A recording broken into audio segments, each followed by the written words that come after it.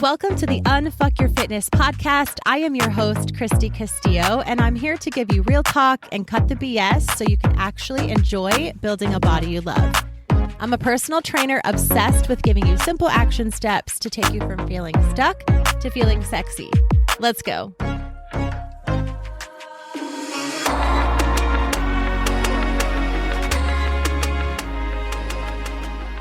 Hey guys, what's up? Welcome to today's episode. I am extremely excited about today's episode and next week's episode because I have my first guest of the Unfuck Your Fitness podcast on this episode and next week's episode. And I'm beside myself. I'm recording this intro separate than when Erin and I recorded these podcast episodes for you.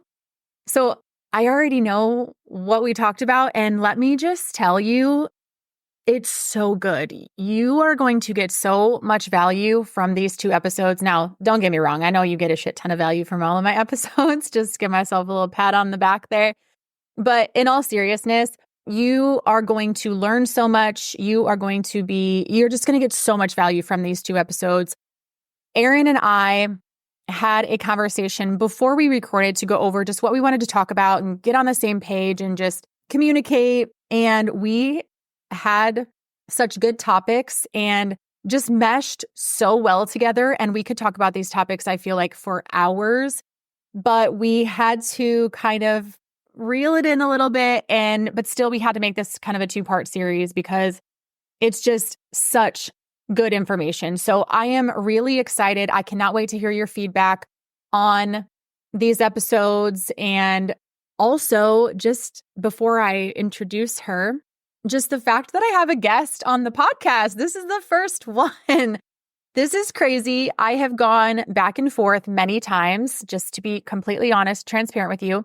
I've gone back and forth many times considering having episodes on the podcast. I get approached quite often, I'll be honest, with guests wanting to be on the podcast of all genres. And I have yet to say yes because I just want to be I'm going to be very picky about who it is and what we talk about and what they're promoting and who they are. And Erin actually listens to the podcast. She reached out to me on Instagram a long time ago, probably over a year ago. I'm not even sure, just saying how much she appreciated my thoughts and my take on mental health and how I relate it to health and fitness because that is her passion as well, which I'll get into in a minute. But she and I communicate quite often, honestly, on Instagram, and we just really connect on these particular topics that we're going to be talking about. And so when I finally decided I want to start having guests on the podcast, she was the first person who popped into my head for many reasons, but you'll see why here in this episode and next week as well. And I'm just thrilled for this new chapter of having guests on the podcast. And please know that anyone I have on the podcast, I will make sure they completely align and it's going to be valuable for you and something that I feel good about. You can absolutely trust me with that and supplements and thoughts and all of the things. So that is not going to diminish as I have guests on the podcast with me. That was something that I was just nervous about. This is my podcast. I love it. It's my baby. I love you guys. And I don't want to give you shitty information and shitty guests. Honestly, just throw that out there. So let me introduce today's guest. I have on the podcast today and next week, Erin Burns. Again, we met via Instagram. I've never met her in person, but we talk quite a bit. Erin is an Illinois-based licensed clinical professional counselor who specializes in working with a variety of mental health issues, including PTSD, trauma, identity, life transitions, body image, and women's issues. Erin's passion in the field of counseling is founded in working with clients who are hoping to reach a deeper sense of fulfillment in their life, whether that be through processing previous traumas, finding joy in life again, or rediscovering who they are as individuals.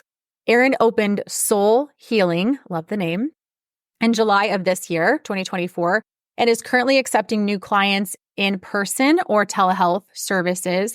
So if you are interested, please reach out to her. All of her information will be in the show notes, but also note that a client seeking telehealth services must also be located in Illinois.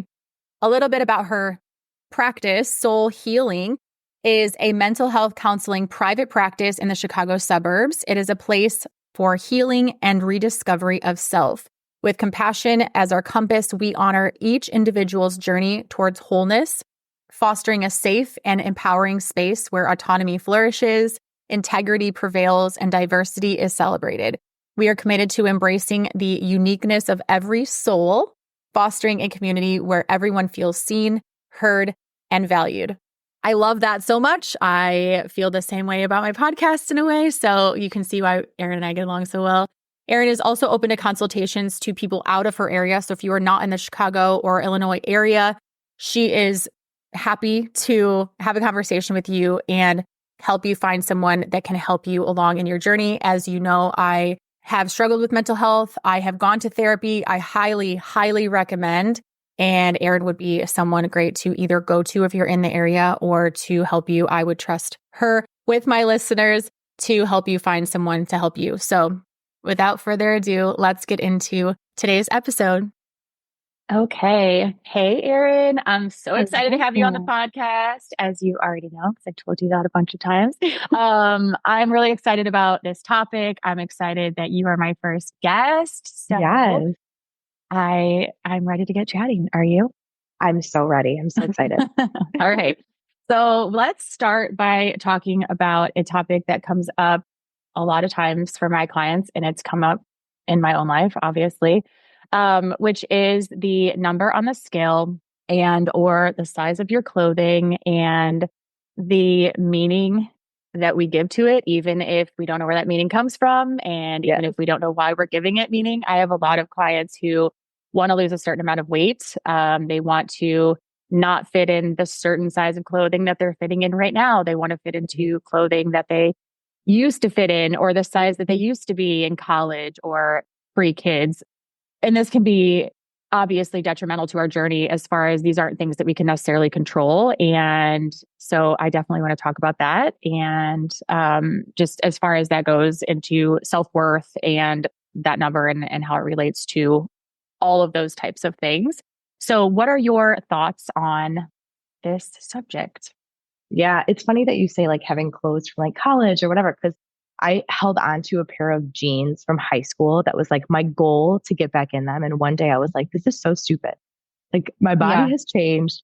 I am not that person anymore. Why would I want to fit? They're probably not even in style anymore anyway. But I think when I think of that though, I think of like this connotation that we've learned along the way with like what that number means. And I think a lot of times it turns into this like, well, if I wear a size 14, I must be fat. And I think the thing that we don't realize is that fat is neutral. Like it's healthy or unhealthy. It's really the meaning that we give to that word fat. And so I think that's where a lot of like the digging deeper into self-worth comes from of like, well, why is that bad? Like, what is that? So I think sometimes we don't realize that we each have a personal meaning to that word fat or to that number on the scale or that size of clothing that really it's, well, if I wear this, I must be unworthy, unlovable, not good enough, a failure if I can't reach my goals in quotes, right? Like it's just focusing on these superficial things that have attached some sort of emotional meaning to us, you know? Yeah. Yeah, definitely. And I think the way that you said that was just like, it's absolutely per person. I have also been guilty of keeping a pair of jeans around that. Yeah. By the time I were to fit into them again or whatever that would look like, they wouldn't be in style. They wouldn't look right. I wouldn't even like them on my new body or, you know, and even for me, it's always kind of been, there was a particular situation where someone did say to me at a certain time in my life, like, well, maybe don't gain any more weight. You don't want to be this certain number. You don't want to be this, you don't want to have this certain size of clothing for that event. And I'm still kind of attached to that number. I even know better. I know that my body's fine now. And I know I was healthy then, but it's just like, it can be the simplest thing of an item of clothing you're comparing to, and like you said, it's not the clothing itself. It's how I felt when that person said that to me about that size in a negative way. Like, well, you don't want to be that size. for that event kind of. And so Right. now I'm thinking I don't want to be that size ever. And it Right. was just, you're right. And that did lead to unworthy. I won't look good. I don't feel good. It made me second guess myself. So yeah, it's not necessarily that size that we're attached to. We think we are attached to that. Does that make sense? And is that Yeah. right? I guess like we think it's the size that we want to be, but it's really the feeling of worthiness that we want to have. Absolutely. And it's kind of, I think, a way to get to that for yourself, because it is different per person. You can say, like, okay, so what does it say about me if I'm fat or if I'm, 150 pounds and I want to be 140? Like, what does that say about me? Because that's really what I'm getting to. It's like, well, in my head, that must mean that I'm this really terrible, awful thing. And we're getting totally away from health. We're getting more towards self-worth, which why does whatever the number says say anything about you being worthy as a human being? That just speaks to the physical state of your body at that moment.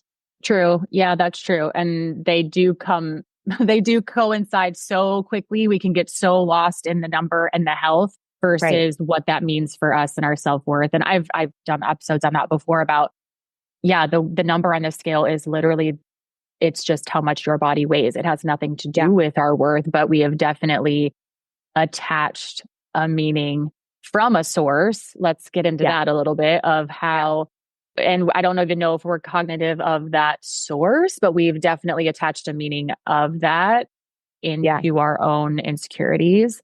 And I think without the awareness of where that comes from, and you maybe work with your clients on that a little deeper than I do, of course, but without an awareness of where that comes from, it's hard to grasp it and it's hard to know how to come out of it. Absolutely. And I think, well, first of all, that's obviously where therapy is a great tool for it, because what we're talking about here isn't just accomplishing your goals. We're talking about being very, very brutally honest and vulnerable with yourself of these like deep, dark things inside us that make that number on the scale or the size of the clothes carry so much emotional weight, no pun intended. But I think that we have to have true knowledge of like all the things that you teach of like, what does it mean to truly be healthy for me as a human being? What does it mean to hit my macros right and find the exercises that work well for my body? And also self-awareness of where does this come from? So I think when we look at that, we can say, well, where did I learn that this number is bad for whatever reason? And I think a lot of times for people that takes us to a really vulnerable place, because it does take us more like younger years, childhood, middle school, those like awkward years where everybody's all of a sudden aware of their bodies, right? Maybe a negative relationship, one comment that somebody said to you that sticks to you. And if we can start to become aware of where that comes from, we can start to say, like, is that actually a reliable source? Like, if your mom in childhood talked negatively about her body, right? And she's not necessarily saying anything about your body, but you're seeing as a kid, oh my gosh, my mom thinks she's fat and she thinks that's bad, whether she's fat or not. Like, oh my gosh, I think my mom's perfect. Like, that's giving us this intrinsic understanding of what it means to be fat in a negative way. So if we can say, like, that's where the source comes from, we can start to kind of debunk it or pick it apart and then get to that more vulnerable piece. Does that make sense? Yes, absolutely. And I had a client say to me, it was actually interesting, right after our conversation the other day. Yeah. I had a client say to me on a call that her mom, it was this exact scenario. And I know this is going to hit so many of my clients because I've had it happen before. But we kind of worked through this. And I know that happens a lot from moms, unfortunately. And I'm probably guilty of that, of picking apart my own body in certain ways. Of course, not on purpose to affect my daughter or my children, but and we did work through that as far as, that was her view on her body. And, even if you have a friend that's picking apart their body, and you maybe have the exact same body, so you see them picking apart anything and think, oh, maybe they're looking at me thinking the same thing, or we carry that. So yes, that's absolutely common. That awareness alone is huge. And I think we just lack that. I don't personally know, like for me, I think as I would go through and think I needed to become smaller, I came out of that and now want to be stronger and healthier. but it was a direct awareness of that's what I want for my body. And I think that's where you're saying the difference is of that reliable source. Like, even, and is that a reliable source? And is that even directed towards me? Does that matter for my own goals? That probably comes with, yes, therapy. And as we get older and as we have, I think as we just grow into ourselves a little bit, for sure. But yeah, that distinction is huge, because without what you're saying, without realizing where it came from, we can't fix it. Right. It's like cutting a weed at the surface and leaving the root to grow back. Yeah. Right. Yeah. And I think as far as the reliability of the source too, like that can be hard when it's somebody we look up to, like our parents or our best friend or our sister or whoever. But another way to look at this too, like even if we're not looking back in childhood, let's say present day, if I try on a size large and I'm like, that's terrible. Like I wish I could fit into a medium. That's so gross. I'm so unworthy, all that kind of stuff. The source right there for me to think that is shame, right? I'm ashamed of my body in that moment or the size or whatever.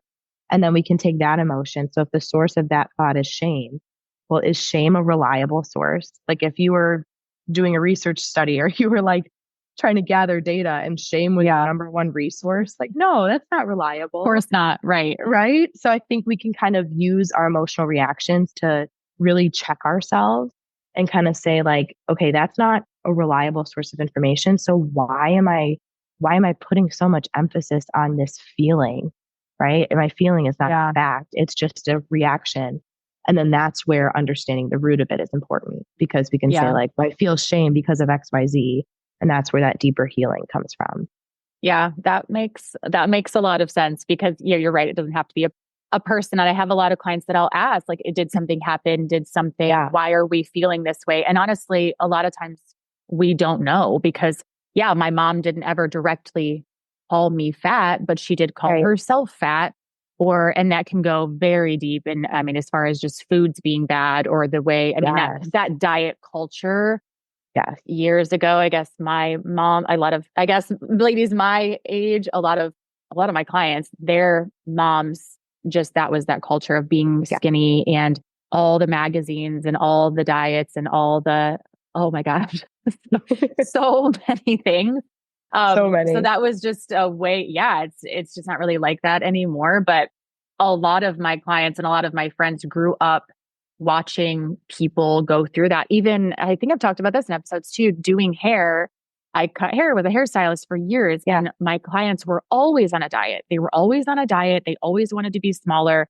They were always complaining about the way that they looked. Always women only, were always complaining about the way that they looked, and always dieting, and always wanted to be smaller. And I think that just happens to where that's just, I mean, even I'll be out to, eat with friends, and I can hear the table next to me, just women talking about their diet and talking about how they look. And it's just like such a topic of conversation that we are just diving deeper into without knowing, you're right, the source of where that comes from. And then it just becomes natural.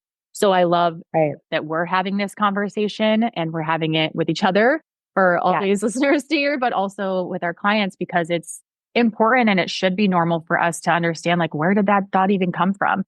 Why is you putting on a pair of large jeans that look fucking amazing on your body? Why is that bad? These look really good on me. I feel really comfortable in them, as opposed to having a pair of a size or smaller jeans, and I have a little muffin top sticking out, and I can't button them, and I can't sit down. I mean, but that's so true. So now I want to move into how do we change it, because I love this exercise that you walked me through, and this is going to be great. So walk us through this. Yeah. So one of the things I want to say to kind of bridge all that we've talked about so far, knowledge and awareness is amazing, of course, but it's really only amazing if you do something with it, right? There's not a lot of growth that can come. That's like knowing everything about macros, but then not counting your macros, right?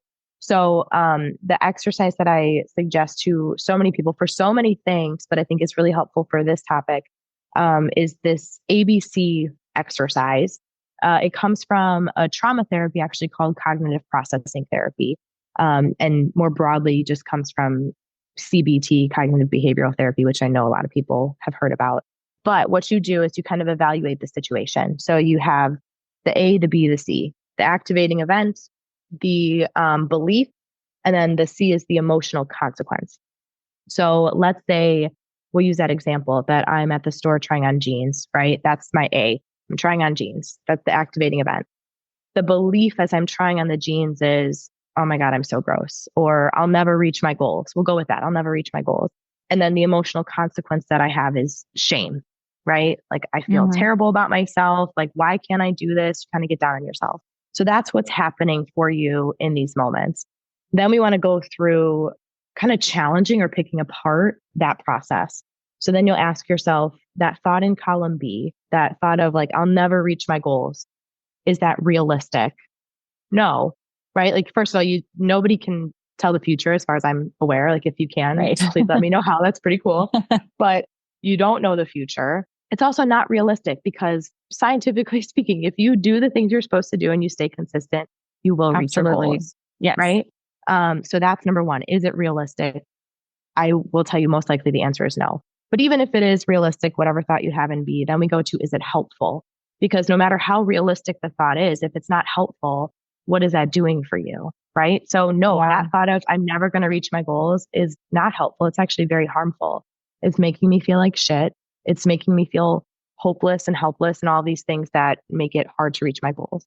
So then that's the awareness piece. That's me evaluating what the situation was. Now we have to go, okay, what am I going to do about it? So what can I say instead? So instead of I'll never reach my goals, maybe we say, let me try on a different pair of jeans, right? Yes. Or let me say like, okay, maybe my body isn't where I want it right now. Like, what's something I can do this week? Give yourself like a broad, like, not too far in the future, but pretty immediate, but not have to go home and do this. Like, it's pretty balanced. Yes. Like, okay, well, let me pay a little bit more attention to tracking my food this week, or let me lift a little extra heavy in the gym. Like, I can reach my goals is essentially the thought we want to flip it to. And I'll take it kind of a step further. It's kind of like a practice makes perfect. So you have to force yourself, even if you don't believe I can reach my goals, absolutely. You have to force yourself to think that. But if you just imagine, if you were trying on jeans and your automatic thought was, okay, I'll try on a different pair. I will be able to reach my goals. Imagine what that would do to the feeling in box C. Like you wouldn't feel shame. You would feel maybe proud, maybe motivated, or honestly, the best outcome, neutral. Because you want to be able to go and try on a pair of jeans without this huge emotional weight tied to it. So I love that exercise because I think it helps you slow down your thought process.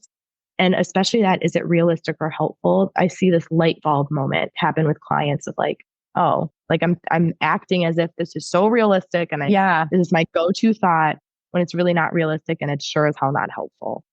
Yeah, that takes you right out of and it almost becomes less of an emergency. I can remember times being in the dressing room and thinking, oh my God, I can never eat again. And I'm not having lunch after this like I planned, or, all those things that are going to do nothing for the situation. So yeah, it's not realistic and it's not helpful. And I love the neutral piece too. And I know that comes, like you said, with practice. So this exercise is so good, the way that it's broken down. I love that. I'm so glad that you brought that to the episode. I think that's going to be so helpful.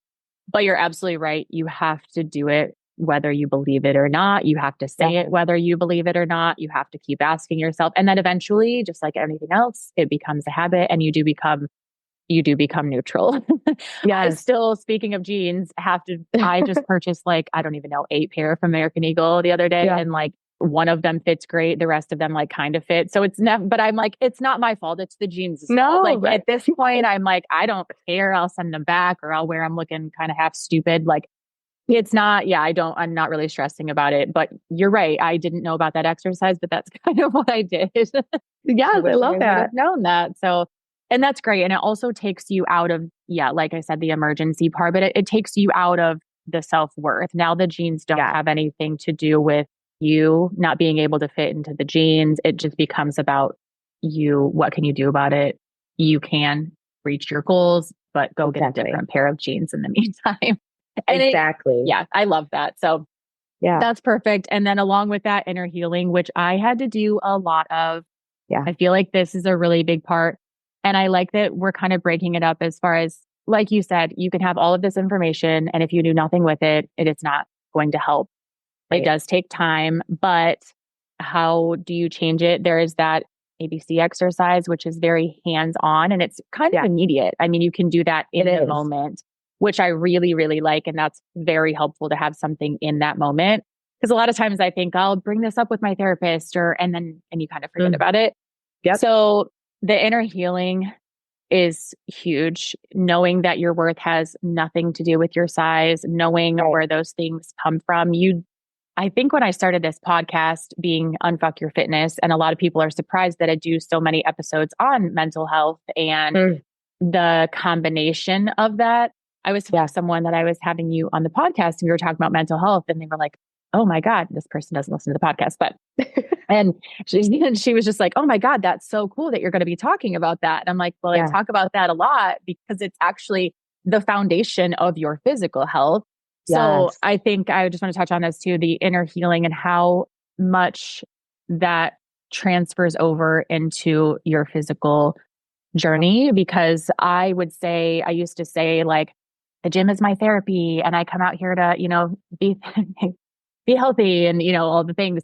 And in reality, I needed a therapist and I needed, the gym is not your therapy. You need a therapist. You need to understand yourself. You need to know yourself and your worth outside of what you look like physically and what size of, jeans you wear. So I want to touch on that too. As far as if you, address any of that, of course, but just your thoughts on the impact of inner healing as far as how that goes. 100%. Yes. Oh my gosh. And I remember that episode that when you talked about the gym being your therapy and that shift, I think people don't realize that like those things are tools. Like they're all tools to help you in your therapeutic journey, but you really need that outside unbiased perspective because it's kind of like you can't see the forest through the trees. I have actually a great analogy for this about therapy. If you think of every single human being on their own mountain, like even myself as a therapist, I'm on my own mountain. Like a lot of times my clients will be like, oh, you have all your shit together, right? I'm like, no, like I have a therapist, like every therapist that I know has a therapist. So every single person is on their own mountain. But the reason therapy is so helpful is because from where I am on my mountain and where my clients are, or you are on your mountain, I have this advantage of seeing your mountain from a different perspective. I can tell you like, hey, there's this like rock up here that would really help you get a good grip to pull you up to this next level and so on and so forth. Right. So I think when it comes to that inner healing, and I love that you refer to it that way, by the way, there's a reason I named my practice soul healing, because I really think it is like, this isn't you just getting better from your mental health issues or fixing quote unquote your problems. This is you healing the same way you would heal a broken bone. And you wouldn't heal a broken bone effectively without a cast or a doctor or x-rays or all of those tools.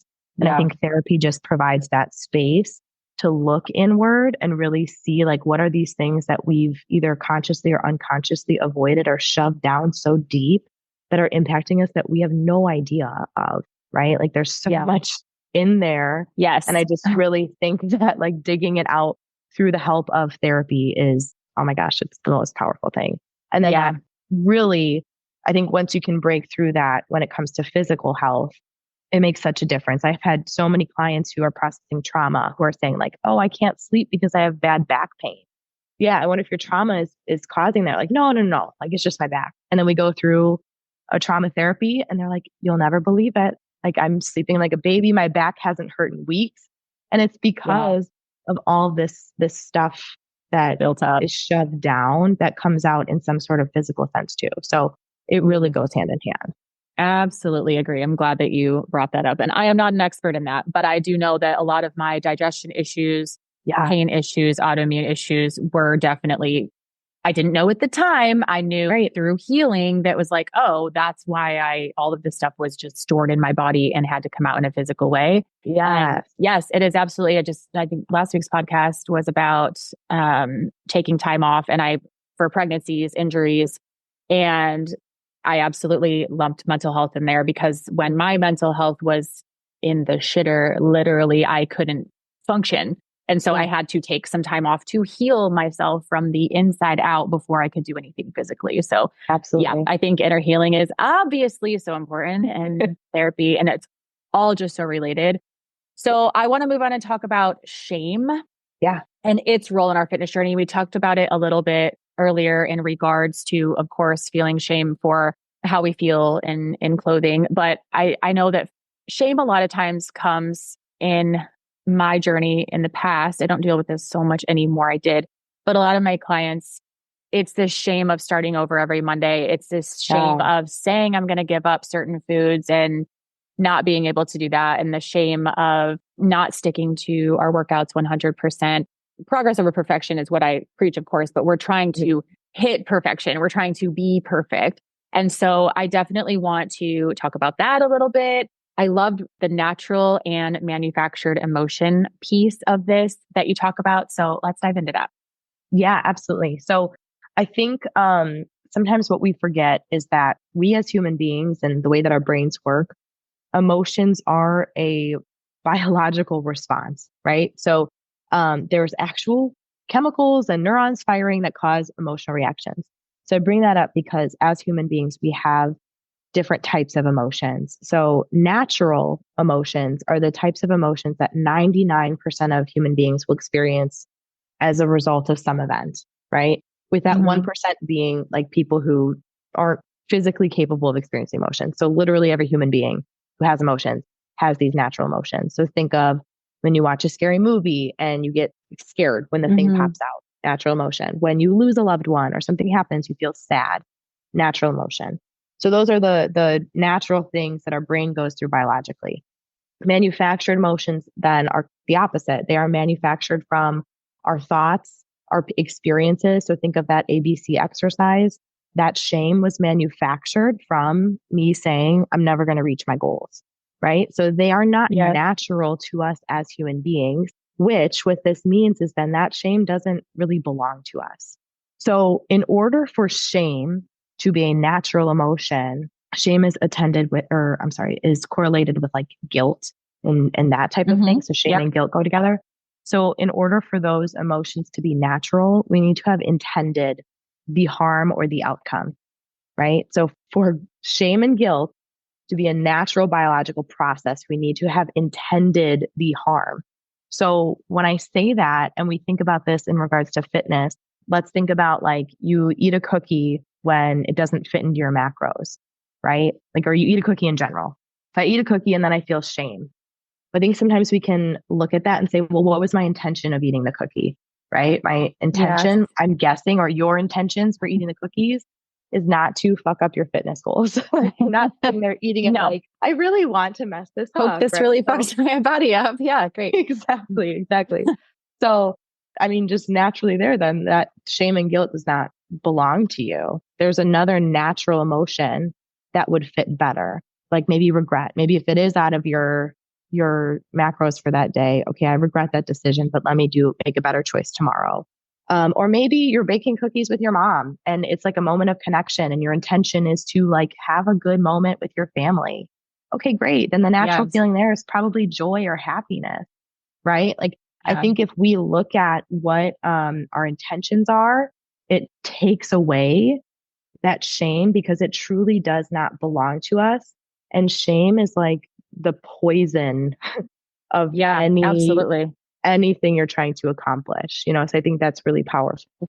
Yeah, I really like that. I like how you just said, even after having, I think that would be really great for my clients to not so just regret it. Yeah, you may regret that. Regret that decision. And that's a normal thing to do. I regret Absolutely having Oreos on occasion, but it's just shouldn't become, it shouldn't become bigger than that. Like you said, it was not my intention to, you know, fuck up my macros. It wasn't my intention to have it a negative way. So I think that's very, very important. I really like that. And I think that kind of relates back to it being not so much like, why does food have to have such a deep meaning? I get that it does, but it's just food at the end of the day. And I think that also takes it away from being like how the genes don't define us. Our food doesn't define us. We don't earn our food. We don't have to work for our food. We can eat food. It's part of our lives, but we did have to kind of learn that from somewhere. I know for me, shame and guilt came around food for me when it was old. It wasn't until I was older. I think I was like out on my own, and a lot of it came from my Beachbody journey, unfortunately. But I didn't like learn it from anywhere, in particular, like on purpose. It's not like we want to feel shame around food, but Absolutely. for me, the Beachbody mindset of just separating food into containers taught me that some containers were good, some containers were bad. Having a list of foods that I could eat off of taught me that some foods were good and some foods were bad. I didn't know why. And I didn't really dive into that either, but it definitely comes from somewhere. And I had to maneuver myself out of it, which is what macros did for me. But it definitely was deeper. And to take that a step further, to now teach my kids that having cookies isn't bad, and to have food be something that's good. And, we talked about this earlier too, like, well, on our own, but where that comes from, as far as telling kids that food is bad or sugar is bad for you, or you need to clean your plate first before you can have dinner. It's almost like the earning of food, and then food does have a meaning. So it's not our fault that food has the meaning that it has for us, or that we were raised a certain way, or that we heard things certain places, but it's very important to take ourselves back, kind of like you said before, and like, is this true? Is this an actual feeling? Did it come from somewhere? So yes, I really like that concept. I think that's helpful, and I think nothing in our fitness journey, I don't want anyone to have to feel shame for their fitness journey. My goal of working with someone for their health and fitness is to be healthier and to be happier and to enjoy it. And most of my clients will come to me and say, I enjoy working out now. I don't feel like it's a chore. I feel like I'm doing it because I love my body. And which is why I was so excited to do this episode with you, because I know that so many people have enjoyed listening to this, portion of things. So, or this portion of the podcast where we talk about mental health and how it's related. So, well, I think just hearing you say that, like, I had two thoughts come into my head. I have like the societal shame and judgment of like somebody who maybe is overweight who says, well, I don't want to go to the gym because they're all going to stare at me. And why is there a fat person in the gym when it should be the opposite? It should be celebrated. It should be absolutely, like good for you. Awesome. Yeah. Right. But shame gets in the way there. Right. And then the other piece of it that you said that stood out to me was like clients saying, I'm working out because I love my body. And the amount of times I've had my clients say to me, like, I'm tired of feeling this way, but I don't envision a world where I actually love my body.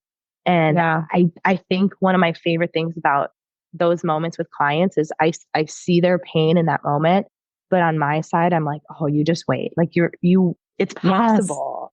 Like you can get to that other side and work out because you love it and you love to feel strong and you feel confident. And, I think that is, if people take anything from this, just like these tools are steps to help you get to that point, because it is so possible. And that feeling on the other side is so worth it, Yeah, you're absolutely right. On that note, I don't know if you can give a specific example or not, but in your practice, if someone were to come to you and say, because for me, I've been in that place, and I think we all have, where you can't see, like, I can't imagine seeing exercise as something that I, for one, enjoy, or for two, do because I love my body. Like, I think that's really hard for people to see. It's been a while for me, honestly, so I don't remember exactly how I felt. But what do you say, or how do you approach that when someone would say, like, I don't love my body and I don't think I will, or I don't know how to do that? Absolutely. There's a few really good points with this. So from the side of the therapist, we learn very early on that, like, if somebody comes in our office and says, oh my God, I'm so fat, like typical societal things are like, oh no, you're not fat. Like, you're perfect. Like, our job as a therapist, it's not my job to convince you to not think negatively of yourself. It's my job to help you realize that you can think better about yourself. So that's where I think therapy is so important, because you have this truly unbiased perspective to not dismiss what you're feeling at all and help you grow through it. The other reason I think that therapy is so huge for this is because when you're having those moments, you have that person who can see, I'm not saying I'm psychic, but you can kind of see into the future of like, this is possible for you. So you have this person who is able to kind of push you along. So that's kind of like where I think therapy is so beneficial. And then as far as like what can be said, it's honestly a lot of what I say to my clients is a lot of what we just talked about of like, where did you learn that? Yeah. When somebody says to me, like, I just can't love my body. I can't. For me to say, like, where did you learn that? Like, how is that even possible? I think it clicks in people's minds like, oh, there's another option. And then the more and more you start to chip away at that, it's crazy what the mind does behind the scenes. I think it's just having that person in consistent therapy and then consistent use of tools outside, right? Yeah. So it's kind of like that accountability in therapy and wherever else to keep just challenging the things that you've been taught to think in one way or another for so long. Yeah. Perfect. That was beautiful. Oh, good. Okay, good. Not that I didn't, honestly, I didn't know what you'd say, but I love that. You're right.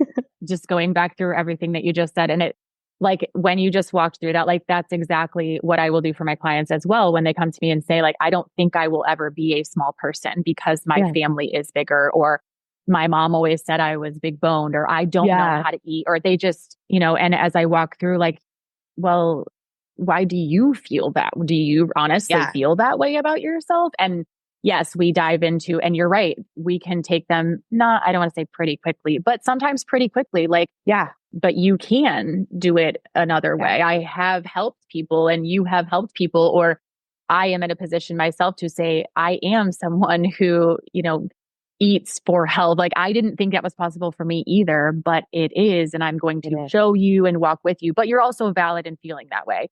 I don't like that either, that societal, how you said that as well, of just like, no, you're not, you're beautiful. That's not helpful when someone doesn't view themselves that way. So that's a natural emotion for you to feel that way. Right. But there is another option. And sometimes people just don't know. So that's why I do love therapy for that reason as well. But for sure. It's huge. That was perfect. I think that's very helpful. And having the tools and just having someone to walk along with you, whether it's, and I think in conjunction with a therapist, and then having someone like a coach that I'm not just saying any personal trainer, because I've had a lot of clients come to me that have just recently had a coach that I would not recommend them going back to. Yep. But having people that you trust to walk you through that is very, very helpful. So we are going to branch off of this topic into the next episode and talk about negative thoughts and anxiety. And I think a lot of that will obviously be tied to what we just talked about. But we are about out of time. So we're going to do a part 2. And we hope you all will join us for that conversation. So we'll talk to you next week. Thanks for listening to today's show. Go ahead and leave a rating and a review. And of course, follow the podcast so you don't miss out on any future episodes. And I would love it so much if you came to connect with me over on Instagram at Christy Castillo Fit. I will see you next time.